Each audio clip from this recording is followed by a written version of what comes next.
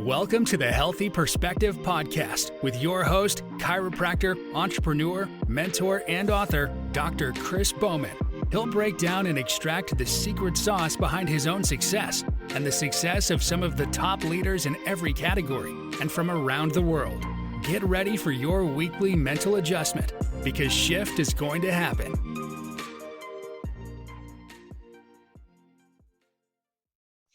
Hello, everyone. Welcome to another episode of the Healthy Perspective Podcast. Today we have with us Carolyn Boldt. She is passionate about holistic health and wellness. Carolyn is an outspoken advocate that the environment of your space impacts your success. In 2004, she and her husband co-founded Crossfields as a design build firm in Atlanta. And in 2011, they changed their focus to improving the public's perception of alternative medicine and highlighting the power of holistic healthcare. Through your unique six-step system, Crossfields has helped hundreds of doctors across the country expand their practices and reach higher level success by maximizing their space, attracting and retaining patients, and saving money. Carolyn, thank you so much for joining me. Thank you for having me. Thank you for having me, Dr. Chris.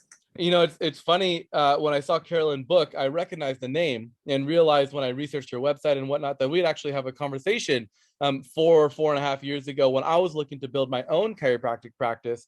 I had a lot of different questions on layout and flow and, aesthetics and those sort of things. And they were super helpful, having done multiple chiropractic offices before, providing a template customized to the type of practice that I wanted to run. I myself run a high volume practice, which doesn't lend itself to lots of closed doors and tight hallways. And so we decided an open layout would be best. I have semi-private adjusting spaces, and it's just been absolutely perfect for me in my family-oriented practice where the kids can be in one area, the moms and dads can get adjusted in a different area that's still kind of connected, but they still get their private space. And so I recognize that your space does have power, especially when you're talking about your marketing. I mean, if all your walls are blank and they're not telling your story, you're missing out on opportunities like she mentioned in her bio for referrals or care for their kids or, other people that you just might not think that chiropractic plays a part. And so I am super passionate about this as a business owner, not just a chiropractor. And I think that's why she probably has such a successful business, is most clinicians graduate thinking like a clinician rather than a business owner. And so this is one more thing that you can kind of delegate and outsource to a company that probably does design, flow, and aesthetics better than we do as chiropractors. So Karen, why don't you just kind of lead us into, your story of getting involved with chiropractic, with interior design, with kind of the whole package that you offer now. I'd love to. So I am technically an interior architect. I am also a business owner, right? So, but that's when I graduated from school to be an interior architect about 40 years ago. Anyway, we got involved in doing chiropractic office design, specializing in it about 10, 11 years ago. And it just happened very organically. We were, my husband and I were doing design build together in the Atlanta area. And in 2003, Life University became our biggest client. And we were involved in everything that, if you know anything about the university, they were not at a good place in 2003. It was between the presidents. So my first projects there were to reduce space.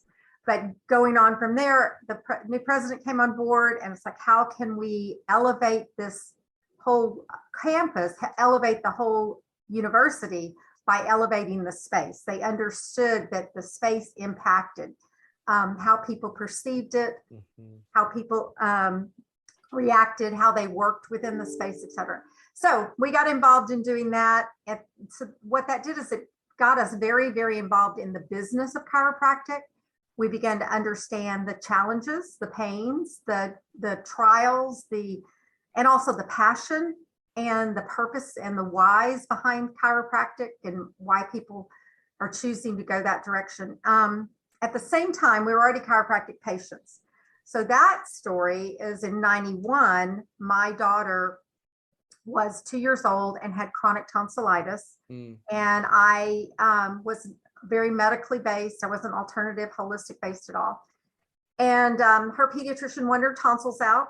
And I was like, she's 2 years old. I don't want her to go into surgery. And I just avoided it. And she got sick quite often, but I know it was a God thing that I was exposed to chiropractic.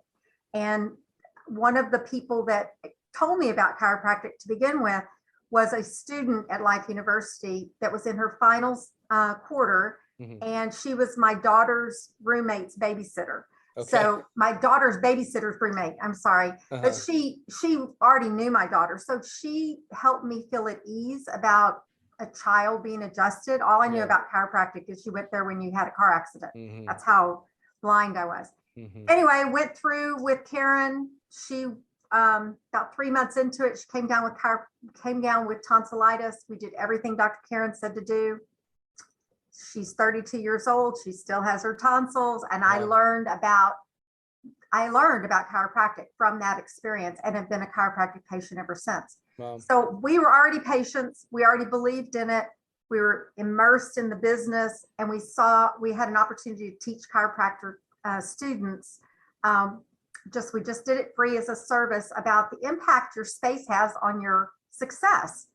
And in our whole understanding is we wanted to elevate the chiropractic profession, and all we could do was help by elevating their environment. And that does two things. One, the environment around you, you totally react to your environment, whether you know it or not. So when you begin to react to your environment, when you take control over your environment, you begin to react to it however you want to make that happen. So if you think about retail design, they're very purposeful in how they design their space. You think about hospitality design, very purposeful in creating the culture. So that's what we were there to teach. And then it evolved into a business. So we designed chiropractic offices all over the country. We do it virtually on Zoom. And we've been doing it now for 10, 11 years of hundreds of practices. Started out just trying to teach and educate. So here we are. Here you are. Trying to teach and educate. and that goes, perfect with kind of like what the title of this podcast is. Like, it's a healthy perspective. And it's kind of a play on my new book that I just launched a couple of weeks ago. Perspective. Congratulations. Thank you. It's called Rewire Your Brain for Success and Abundance. And so many chiropractors are trying to save money, doing low cost, build outs that don't look that good. And in the end, most likely it costs them money because people don't get the experience that makes them want to come back or makes them want to refer. It's like, you never want to just go hang out in your DMV office or a place where you do your oil change. Like, you know what I mean? Like, there's nothing about it, unless you are dating somebody that works there, but there's nothing about it that like draws you in, but we have people all the time that come to our office. We have a dance studio next door and a tap room next door to us as well. And so we have people that just come in and just hang out. That's just like, I just like being here. I just like being around the people. I just like the way I feel when it comes in, and we have pictures of pregnant moms and babies and, everything. And just when you come in, it's like, you're coming into my second home. I don't wear a white coat. I don't have pictures of, old crunchy spines all over the place. And, it talks about families come here, kids are happy here, moms are welcome here, dads are welcome here as well. It's really funny. You'll appreciate this. I'll send you a picture of my office so you know what I'm talking about. But when you walk in, it's a big open space. It goes back, I don't know, it's about 2,000 square feet. So it goes back quite a ways.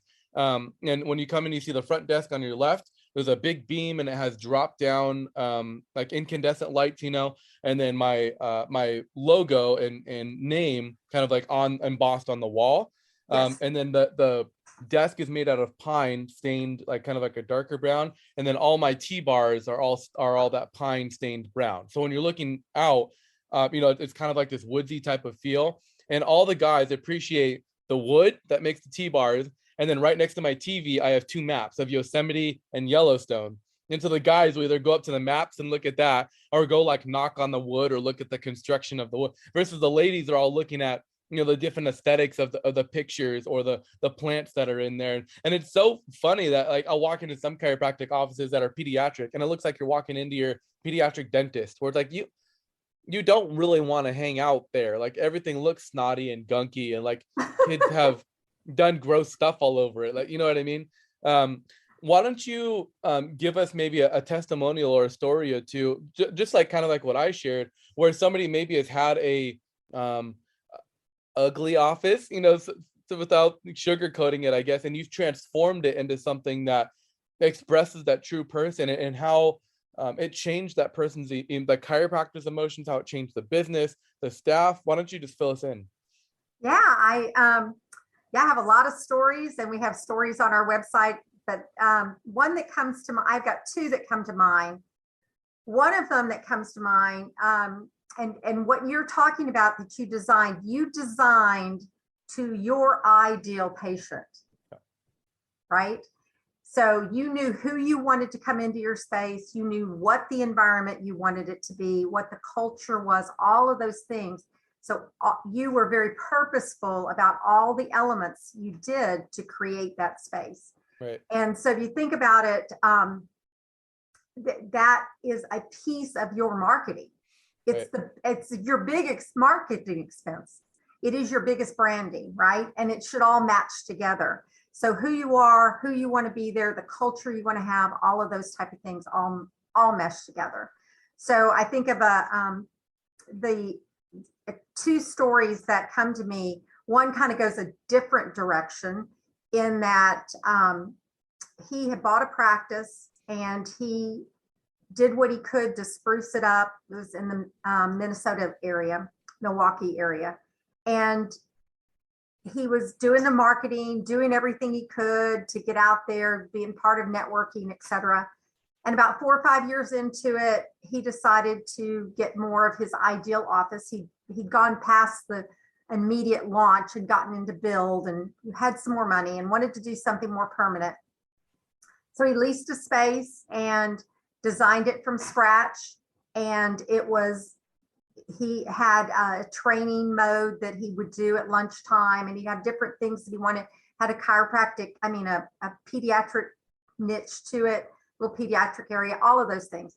But what he told us, within 2 weeks after start opening, he had people coming to him that he had been pursuing for years. Wow. So he had attorneys, he had doctors, he had different people that had a higher echelon of income that wouldn't come to him where he was before. Interesting. And so it's like he was marketing, he was out there meeting them. He was part of their networking groups.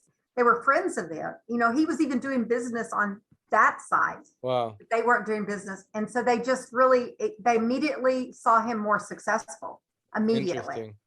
And he probably, you think about the mindset, we know he does. So when you change your space, you begin to feel more successful. It's like dressing for success idea. It's like, what is your mindset? What are you putting on? So that's one story that changed. Another one is that we have a lot of doctors that are actually changing direction in their practice. So they're making a decision to go from one type of practice to another. And I have one in Seneca, South Carolina, that he considered himself the country doctor, and he was just basic chiropractic and all of that. And he had a good viable practice. And he decided to go and study functional neurology, which is kind of a higher dollar level, cash-based type process. And he was trying to mix his country and his functional neurology. And he had two different things going on. So he knew to build the functional neurology, he was going to basically have to open another office. So he found a building within the same complex and opened a totally different looking office. And his cash income just came up immediately. But what was interesting is that his country people came also. So he didn't know that was going to happen. They weren't as country as he thought they were, is what was going on. But he went from an insurance model to more of a cash model, and he needed people to feel like they were going to be successful. So, they're all over the place. Those are just two examples. We work with people, we work with PI doctors, we work with all kinds. It just depends on what you're trying to do. Yeah. So you talked about it a little bit, and I won't go on, but there's two big things. One, you do have to maximize your space and your flow, because that's dollars to you. Right. If your spaces are not the right size, if they're too big, if they're too little, if they don't flow well, that is going to cost you money. Mm-hmm. And then the other part is what you think more traditionally of design. It's the aesthetics. Right. Now, I would assume talking with especially chiropractic students or newly graduated, they're not even sure really of what the purpose of, or who their target market is. Yes. Which is why you see most practices just have pictures of spines everywhere. It's everyone that has a spine, How do you help people find that? Because I think that principle goes beyond just who a chiropractor wants to see.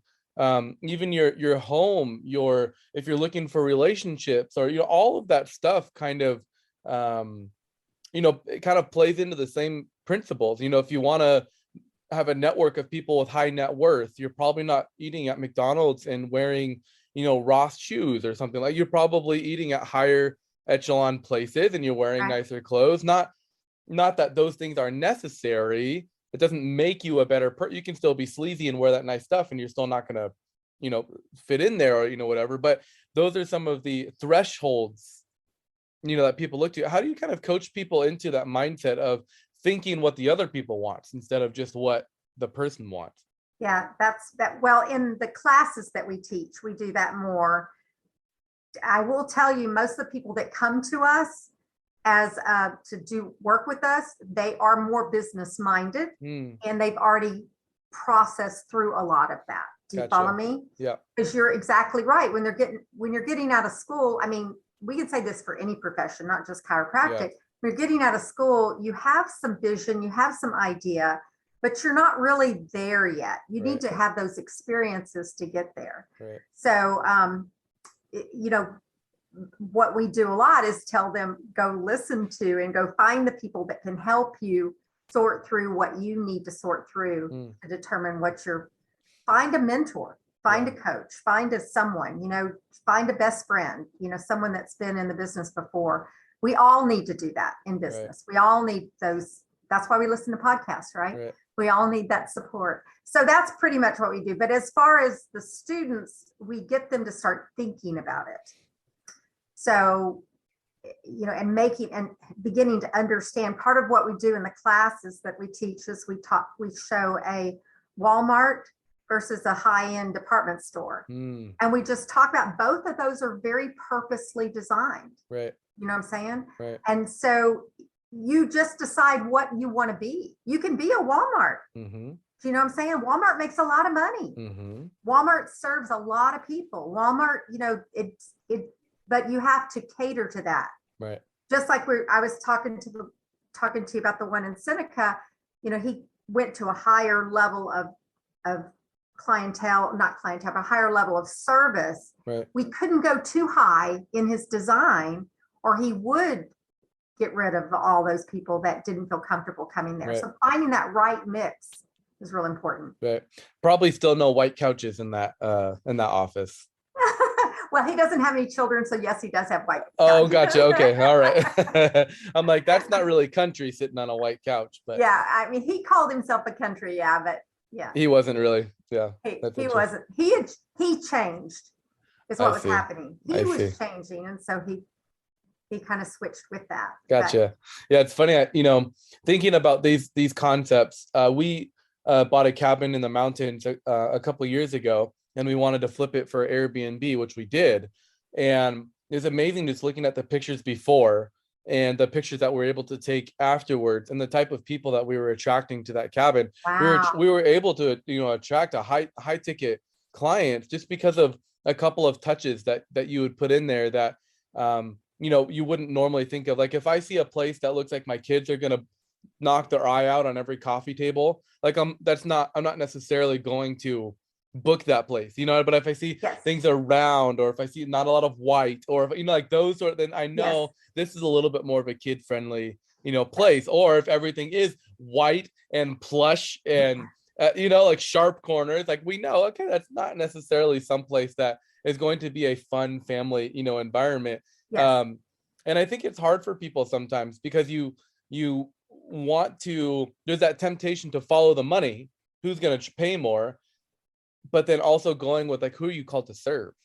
And I actually just went through this a little bit for myself. Like I I was following the luxury strategy, which I loved. I mean, I was seeing, not a lot of people a day and in a week and making fairly decent money, but I was getting so bored just like sitting around waiting for that next person to come in that we just completely switched models. And now, I mean, we doubled our practice in like a month or two as far as like patient volume goes. But now, like, I'm having fun all day. I'm seeing my people and whatnot. Is that a consideration that you kind of like talk to people about, where it's like, what is your actual true motivation for opening up this business? Is it purely seeking the money, which that's fine for some people, or is it like, are you in it to serve a mass amount of people, or how do you help people work through those questions? Well, you're asking a question on what is success to you, right? What really is success to you? Right. So the idea that the idea of elevating your success, elevating your practice means that you're bringing it in alignment with what you see as success. Yeah. Does that make sense? Yeah. So what, like I just mentioned, Walmart, whatever the space is, that is more going to be more, if you feel called to that, then you have to make sure that everything around you speaks to that. And that could be, that's where your success is. I don't know if that actually answered your question or not, but it's what is success. Right. And I think for some people, maybe just walk in a Walmart and hang out for a little bit, walk in a Nordstrom or, whatever, and hang out for a little bit and see the different complaints that people have and the attitudes you need to maintain. And like, what is the most you rather than what's the most acting you, Exactly. And it's interesting because we tell the students, you're not really designing your office for you. No. It's not your place. You're not going to live there. You have to design for your ideal client. Right. But what reality is your ideal client is pretty much a lot like you. Yeah. Do you know what I'm saying? Right. It's pretty much because that's what you are attracted to, and that's what you're going to attract. And that's what you want to help. I mean, it does go from one extreme to the other. If you're in geriatric or in your pediatric, there's some differences there, but your general, like you have a family practice, a well-versed family practice. But before that, you had a luxury practice. Yeah, I mean, we were only seeing like one or two of the family members.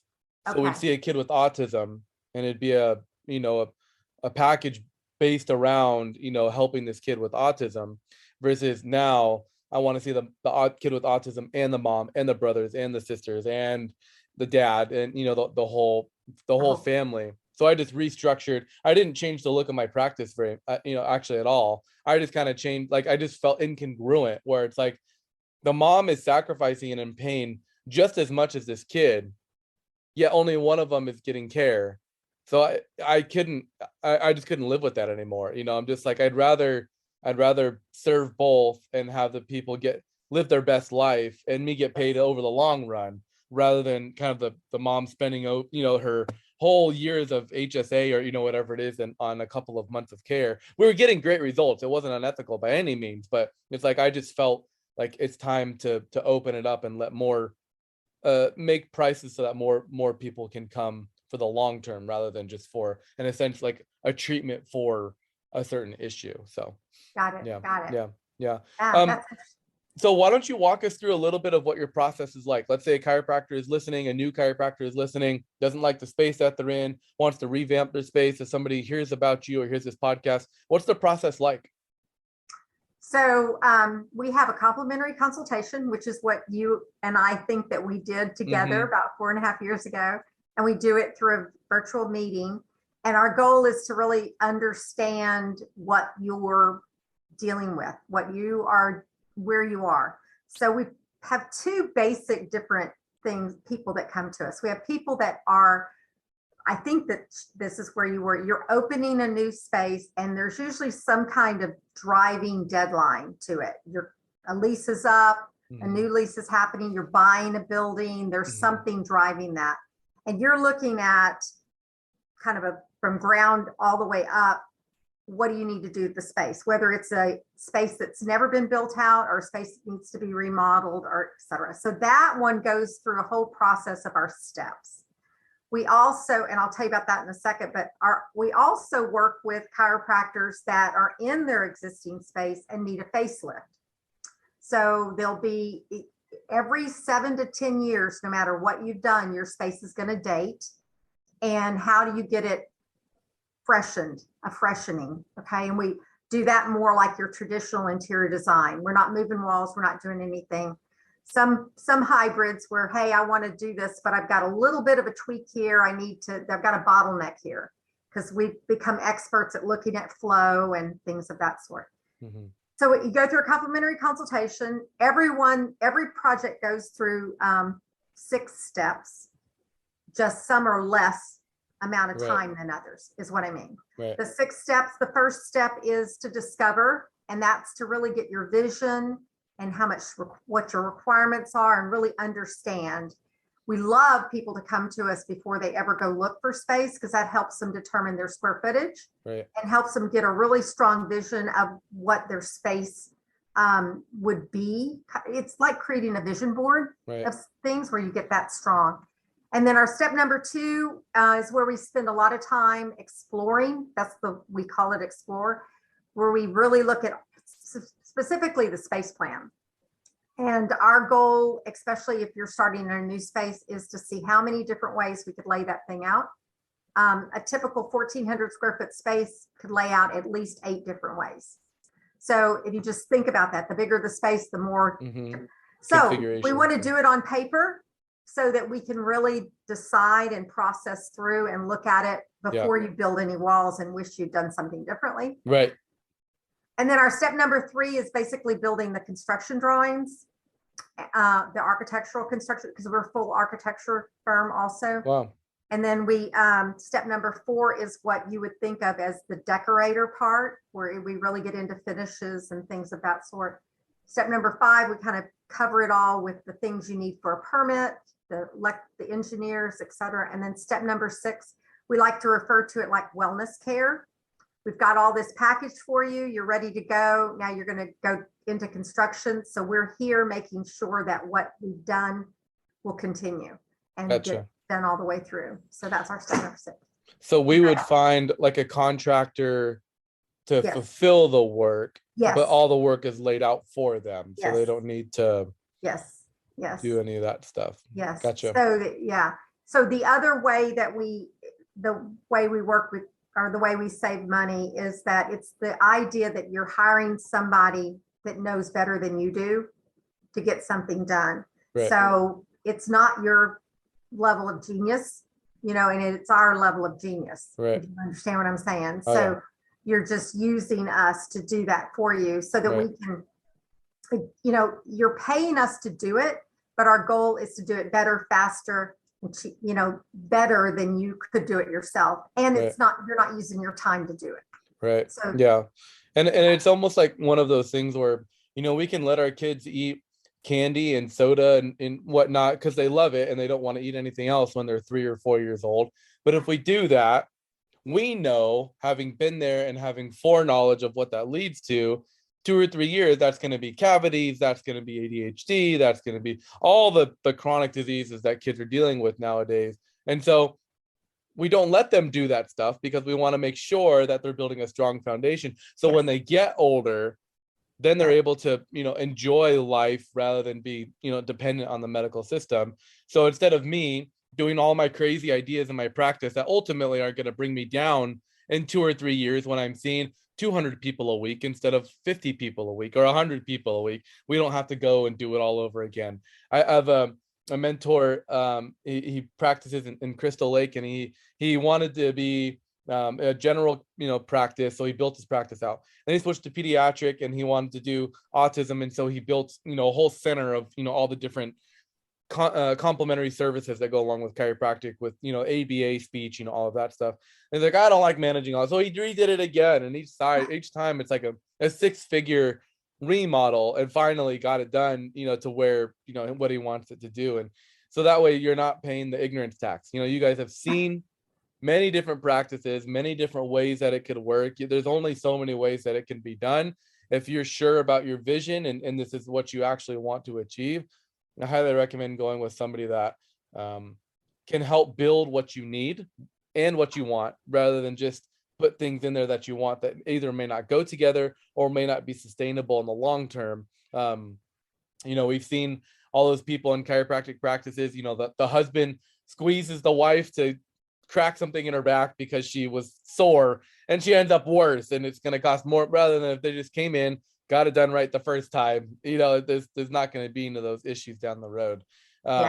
So like I said, we had a great conversation. I would recommend you guys. I think I've probably recommended you guys, before. You guys have so many free resources on your website. If any chiropractors or practices in general are looking for an easy, affordable, and strategic way to do something that we aren't trained to do, I definitely recommend Crossfields. Let's say you're talking with the chiropractor, you don't know if you're going to see them again. What would be some advice that you would give them, some parting advice, based on building their dream practice? So I think one of the things you said was interesting about your mentor that changed so much. Yeah. Is that we, whenever possible, believe in building flexibility into your practice. So it doesn't always work out, meaning that you've got to have enough square footage that every little inch, how do I say what I'm trying to say? In other words, sometimes you can get away with a room that's 8 by 10, but you can't do that many things in an 8 by 10 room. Right. So if you could get away with a 9 by 12, it's more universal and you could do more things with it. Do you follow me? So you have to kind of weigh out. So what we do is a lot of consulting, a lot of coaching and consulting, and especially in the first 2 steps to process through how much you need. On our website, for someone starting out, and like I said, we teach classes to Life University in Palmer, Florida, that to know how many square feet you need is a very easy calculation, but you have to do it for yourself. So we have some resources on our website that help you process through how to figure out what you would need in your space.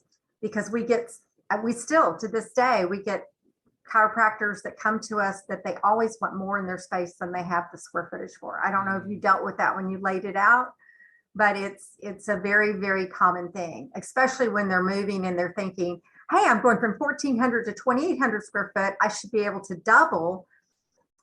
It's not quite that easy, if you follow what I'm saying. So, yep. Awesome. That's great advice. I'm always big on vision. What do you want to accomplish in the future? Not just your first year. Like what do you plan want to make for the future. Right. For the future. Right. And another caveat is, are you getting into a 3-year lease? Are you getting into a 5-year lease? Are you getting into a 20-year loan payment on a space? What are you getting into? And you design accordingly. So if you're getting into a 3-year lease, you can be more specific. You don't have to worry, because you're more than likely not going to move. Not going to stay there. You're going to more than likely move. Right. So you just play it differently. You don't spend as much money. You try to get as much wow as you can for the least amount of money, and know that, things are going to wear out faster and things like that. Versus the 20-year that you build more flexibility and you build more longevity and things of that sort into it. That's good. I love it. Well, thank you so much for joining me. If people want to find out more, where can they go find you? So our website is chiropracticofficedesign.com. And if you put in chiropracticofficedesign.com/Bowman, your last name, we have a special landing page that they can get our free resources all in one swoop. Awesome. So we've got free floor plans, free tips, all kinds of things like that, plus our website itself. Awesome. Well, thank you so much. Thank you for your service to chiropractic. I'm constantly humbled of people like you that, aren't chiropractors, but are using everything they have within their wheelhouse to support the chiropractic profession. I think we take that for granted, how many people that we have as support, for what we do, and I'm appreciative. We need it more than ever. We don't know what's coming down this pipeline, but if anyone's going to fight for medical freedom and people's health, it's going to be us. And so we definitely need all the support and whatnot as we can. So I appreciate that, Carolyn. Well, you're welcome. Thank you, Dr. Chris. Yes, of course. Thank you for listening to the Healthy Perspective Podcast. To connect with Dr. Bowman, follow him on Instagram at Dr. Chris Bowman. Until next time, make shift happen.